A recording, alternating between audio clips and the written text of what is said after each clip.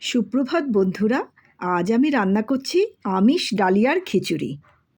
পেঁপে, গাজর, শিম, বরবটি, ঝিঙে, মিষ্টি কুমড়ো, টমেটো, পেঁয়াজ, রসুন সব কুকারের মধ্যে দিয়ে দিয়েছি।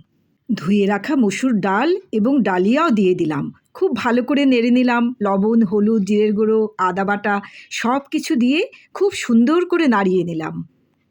ভালো করে নাড়িয়ে নিয়ে এবার দিয়ে দিলাম জল। পরিমাণ মতো জল দিয়ে নাড়াচাড়া করে নিলাম। একটু কাশ্মীরি লঙ্কার গুঁড়ো দিয়ে ভালো করে নাড়িয়ে নিলাম। এবার কুকার আটকে দিলাম। দুটো স্টিম পড়ার পর কুকার নামিয়ে রাখলাম।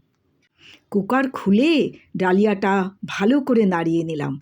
এবার পরিবেশনের জন্য রেডি ডালিয়া। হাতা দিয়ে বাটিতে তুলে নিলাম। পরিবেশন করার আগে দিয়ে দেব একটুখানি ঘি। তোমরা আমার মতো আমিষ ডালিয়ার খিচুড়ি করে দেখো বন্ধুরা, খেতে ভালোই হয়েছে।